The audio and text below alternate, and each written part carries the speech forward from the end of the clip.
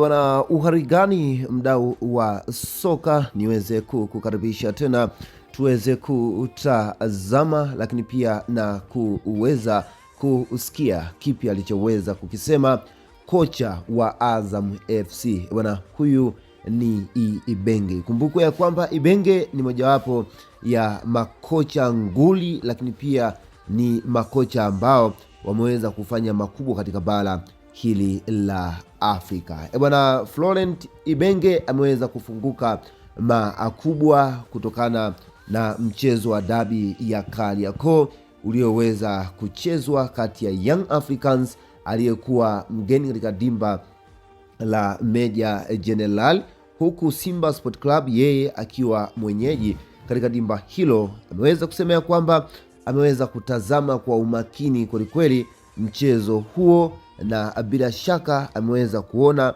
mapungufu makubwa kwelikweli katika mchezo wa dabi ya Kariakoo. Ikumbukwe ya kwamba Ibenge na Young Africans raundi ya pili hawajaweza kukutana, hivyo tarehe 24 mwezi wa 6 wataweza kukichafua kati ya wanalambalamba hawa Azam FC dhidi ya kikosi cha wananchi Young Africans. Sasa ni kipi alichoweza kukieleza lakini pia na kukisema kocha huyu wa kikosi cha Azam FC? Kumbukwe ya kwamba Florence Ibenge ni moja kati ya makocha ambao waliweza kukitesa kikosi cha wananchi Young Africans kupitia katika timu ya Al Hilal.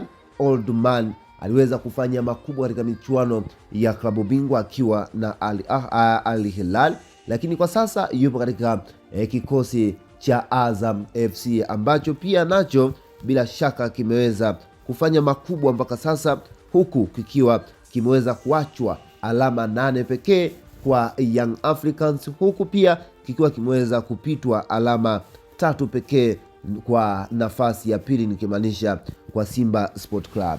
Bwana Florent Ibenge aliweza kufika mbali na kuweza kusema ya kwamba kiukweli Yanga ya saizi bila shaka wengi wao wamekuwa hawazungumzi sana ubora wao, lakini kwa sasa Yanga imekuwa ni moja kati ya timu tishio na timu bora katika ardhi hii ya Tanzania. Ikumbukwe unapokwenda kucheza na kikosi kikubwa kama Young Africans lazima uweze kupiga hesabu zako kubwa, lakini pia ucheze kwa nidhamu kubwa kwelikweli. Ameweza kufika mbali na kuweza kusema kwamba kikosi cha Simba Sport Club chenyewe katika mchezo wa dabi kiliweza kuingia kikiwa na matokeo mfukoni, lakini pia wakaweza kupata ujasiri baada ya kuweza kuongoza chuma 2 wakashindwa kuweza kukidharau, wakashindwa kuweza kukiheshimu kikosi bora katika ardhi ya Tanzania. Wana hiki ni Young Africans. Lakini pia Ibenge ameweza kusema ya kwamba kuna moja kati ya wachezaji ambao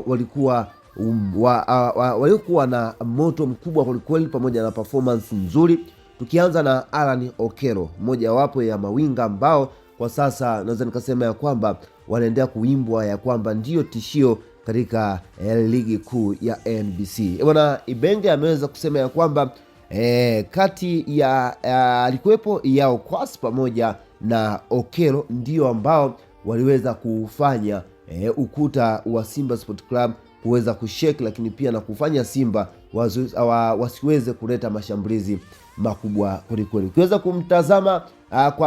kutazama kwa Alan Okello aliweza kumzuia kwelikweli Dickson Kibabage asiweze kupanda, hivyo safu ya ushambuliaji kwa upande wa kushoto kupitia kwa Dickson Kibabage akawa ameweza kuremain kama defending fullback ambaye anacheza katika eneo la ulinzi pekee. Alishindwa kupeleka mashambulizi katika lango la kikosi cha Young Africans. Hivyo Okello bila shaka ukitaka kutazama alikuwa wa moto kwelikweli, pamoja na Maxim pia Nzengel ambao aliweza kuhakikisha ya kwamba Dickson Kibabage anapotea kabisa katika mechi hiyo iliweza kuchezwa. Lakini pia fundi huyu coach ameweza kufika mbali na kuweza kusema ya kwamba bwana huyu Yao Kwasi Atola ni moja kati ya mchezaji bora kwelikweli. Kumbukwe ameweza kutoka katika majeraha lakini pia majeraha yake